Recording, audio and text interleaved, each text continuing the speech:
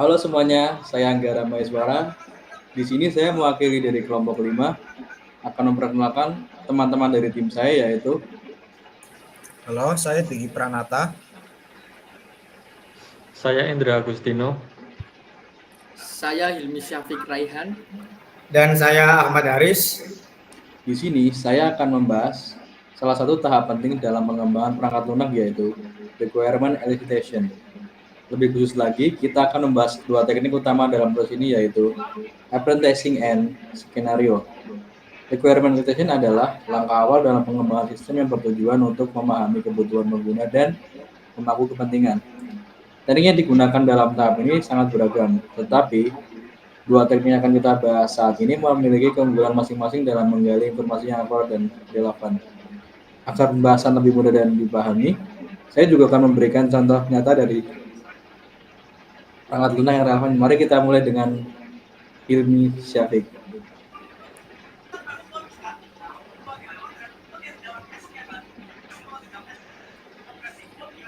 Sebelum membangun perangkat lunak, kita perlu tahu apa yang sebenarnya dibutuhkan oleh pengguna. Proses ini disebut requirement elicitation. Tanpa proses ini, pengembang bisa saja membuat sistem yang tidak sesuai dengan kebutuhan pengguna, yang akhirnya tidak efektif atau bahkan tidak digunakan sama sekali. Dalam requirement elicitation, kita mencoba menggali kebutuhan pengguna dengan berbagai cara. Ada kebutuhan yang sudah jelas atau explicit. Misalnya, pengguna ingin aplikasi absensi berbasis mobile, namun ada juga kebutuhan tersembunyi yang baru bisa ditemukan setelah dilakukan observasi atau analisis lebih lanjut. Contohnya, setelah menggali lebih dalam, mungkin ditemukan bahwa pegawai sering mengalami masalah GPS yang tidak akurat, sehingga aplikasi absensi perlu memiliki opsi check-in manual. Untuk mengumpulkan informasi ini digunakan berbagai teknik. Dua teknik yang akan kita bahas hari ini adalah apprenticing dan skenario. Apprenticing dilakukan dengan cara bekerja langsung bersama pengguna untuk memahami alur kerja mereka. Sementara skenario digunakan untuk menggambarkan berbagai pengguna akan berinteraksi dengan sistem situasi. Kedua teknik ini sangat penting dalam memastikan bahwa perangkat lunak yang dikembangkan benar-benar menjawab kebutuhan pengguna.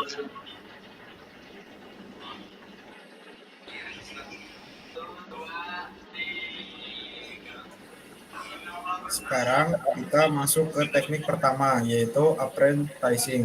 Teknik ini dilakukan dengan cara pengembang atau analis bekerja langsung bersama pengguna dalam lingkungan kerja mereka sehari-hari. Tujuan dari teknik ini adalah untuk memahami proses kerja, kebiasaan, serta masalah yang mungkin dihadapi oleh pengguna secara langsung.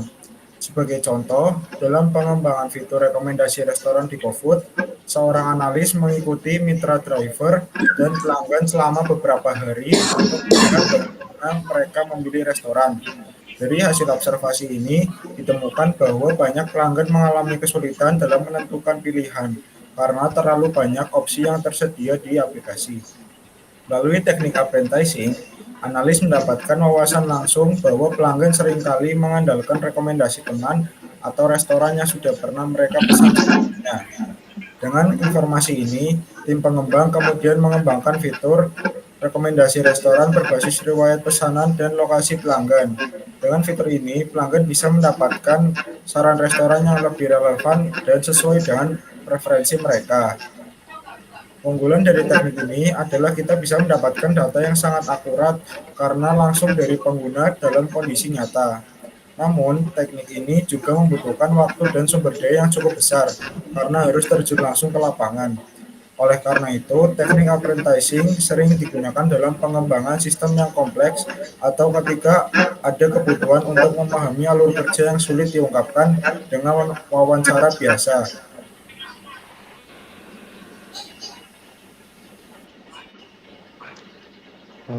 Selanjutnya, sekarang kita masuk ke teknik kedua, yaitu skenario. Teknik ini digunakan untuk menggambarkan bagaimana pengguna berinteraksi dengan sistem dalam berbagai kondisi yang memungkinkan terjadi dalam kehidupan nyata. Teknik skenario juga digunakan untuk mengeksplorasi kebutuhan sistem berdasarkan kemungkinan skenario penggunaan. Misalnya, dalam pengembangan Jira Software, sebuah aplikasi manajemen proyek untuk pengembangan perangkat lunak. Tim pengembangan perlu memahami bagaimana pengguna akan menggunakan sistem ini dalam berbagai situasi. Maka mereka membuat beberapa skenario. Yang pertama yaitu skenario normal. Seorang developer menerima tugas, memperbarui status tugas, dan mengunggah kode tersebut terbaru tanpa kendala. Yang kedua ada skenario kendala. Seorang developer bekerja secara remote tetapi mengalami koneksi internet yang buruk sehingga tidak bisa mengakses Jira. Dari sini, tim pengembang menyadari bahwa mereka perlu menambah mode offline agar pengguna tetap bisa melihat dan mengupdate tugasnya. Yang ketiga ada skenario darurat. Seorang developer menemukan bug kritis yang dapat menyebabkan sistem crash. Dalam kondisi ini, mereka harus bisa menandai tugas sebagai prioritas tinggi agar segera diperbaiki oleh tim QA. Melalui teknik skenario, tim pengembang dapat mengeksplorasi berbagai kemungkinan interaksi pengguna dengan sistem dan memastikan bahwa fitur yang dikembangkan bisa menangani berbagai kondisi yang mungkin terjadi. Keunggulan teknik ini adalah mampu mengantisipasi berbagai kebutuhan sebelum sistem benar-benar digunakan oleh pengguna. Namun, kelemahannya adalah jika skenario yang dibuat tidak cukup lengkap, ada kemungkinan beberapa kebutuhan pengguna terlewatkan.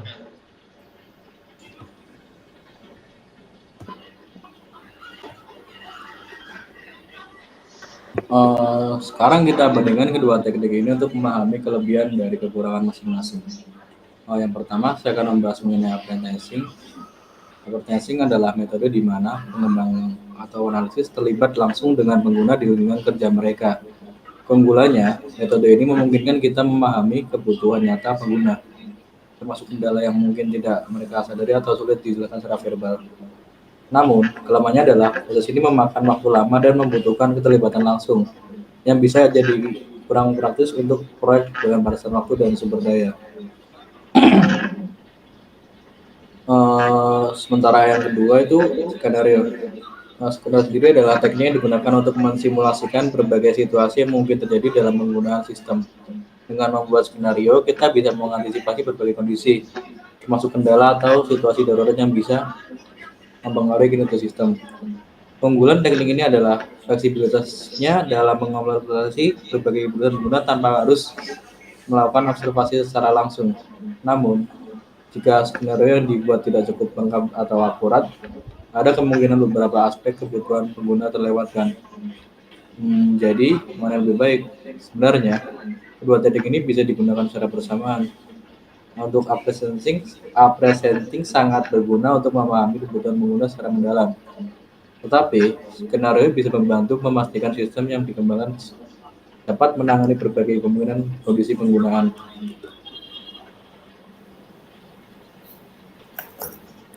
Oke, jadi kesimpulannya adalah setelah memahami kedua teknik ini, kita bisa menyimpulkan bahwa apprenticing dan skenario memiliki peran penting dalam proses requirement elicitation.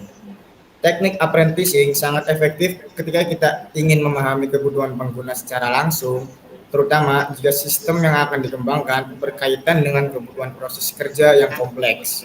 Dengan observasi dan keterlibatan langsung, kita bisa menemukan kebutuhan tersembunyi yang mungkin sulit dijelaskan oleh pengguna dalam wawancara biasa. Sementara itu, teknik skenario bisa memberikan manfaat dalam mengantisipasi berbagai kemungkinan interaksi pengguna dengan sistem. Dengan merancang skenario yang mencakup situasi normal, kendala, dan darurat, kita bisa memastikan sistem yang dikembangkan mampu menangani berbagai kondisi nyata yang akan dihadapi pengguna. Kombinasi kedua teknik ini akan menghasilkan spesifikasi kebutuhan yang lebih akurat dan efektif. Dengan memahami kebutuhan pengguna secara mendalam melalui apprenticing dan menguji berbagai kemungkinan interaksi melalui skenario, kita bisa merancang sistem yang benar-benar sesuai dengan kebutuhan pengguna dan lebih siap menghadapi tantangan di dunia nyata.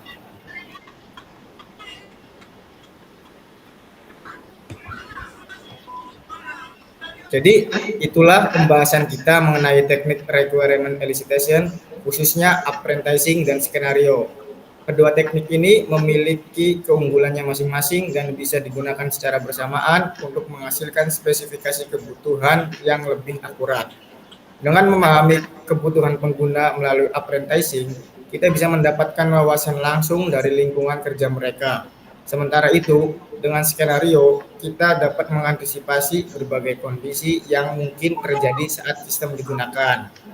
Semoga penjelasan ini bermanfaat dan memberikan wawasan baru tentang bagaimana cara memahami kebutuhan pengguna dalam pengembangan perangkat lunak.